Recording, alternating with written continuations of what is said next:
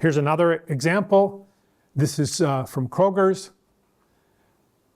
I don't know if you're like me when you go in the grocery store and it's time to check out. Now maybe I should update my picture. They have computer checkouts, but here's the part that annoys me. You see those aisles that are closed? Doesn't that annoy you? Like, I want to get out of here and they have all these aisles closed.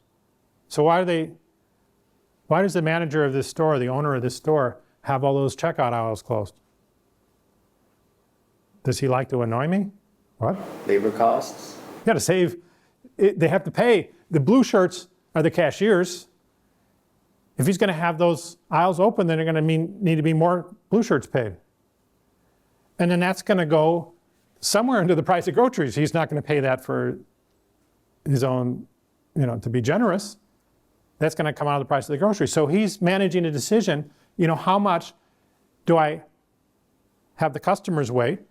If I have them wait a lot, it'll be cheaper in terms of the money price of the groceries, but the consumers will be annoyed if they're waiting a lot. And I can go to the other end, have lots and lots of staff so that customers almost never wait, but then their wages will be built in the price. The groceries will be more expensive. You can see this at hotels. Your 5-star hotel will be teeming with personnel. And your 1-star hotel these days may have nobody. It'll be just a computer and a keypad to get in. So that's a good example. And so this is where I mentioned lines before. Yeah, the lines. What's different about this line versus the swimming lesson line is this line serves a productive purpose. The consumers are helping with the production. The more consumers wait, the less blue shirts are needed, and vice versa. That wasn't the case in the swimming lesson 1. And our supply and demand model from chapter 11 is a real good tool for analyzing this kind of question.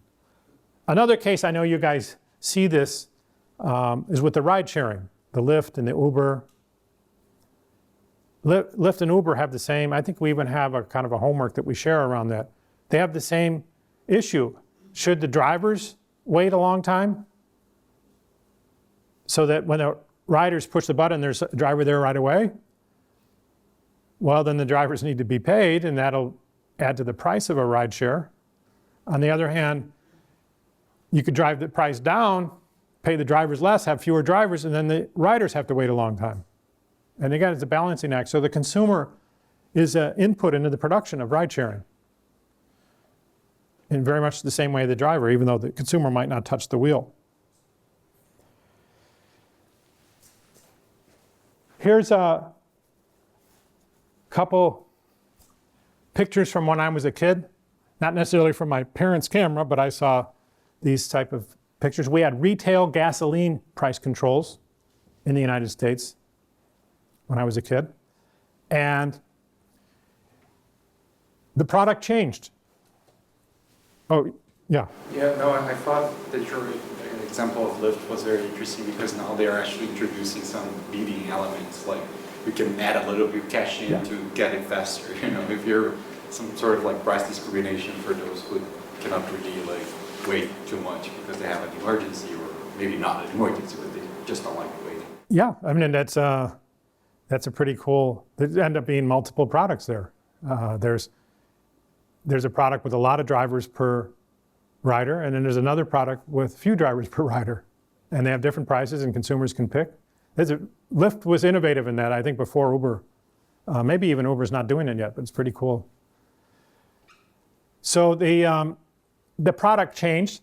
So before President Ford put on the price controls, we had, you could go to the gas station and write a check or use a credit card.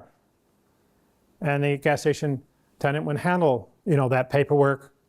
There's an issue of fraud, right, that he's getting himself into, but it was built into the price of the gas. And then when Gerald Ford said, you can't charge more than that for gas anymore, then they say, fine, we're going to change the product so you don't get those services. There's also an empty sign here. So another thing that happened, if you were in the areas distant from where the gasoline sourced from, typically a port, then you would have to drive closer to the port because they weren't going to waste money shipping gas to you because they're not allowed to charge you more. So that's the kind of travel element. Ironic, right? Because we had the price controls to try to deal with the gasoline shortage, and we make people use gas to try to go to get gas. But whatever. That was the policy. Another thing, if you can see in this sign, our station hours are reduced due to gas shortage. This is like the blue shirts again. More through time rather than a moment of time. But one way the gas station could save money was to not hire a cashier or a gas station attendant at night or on weekends.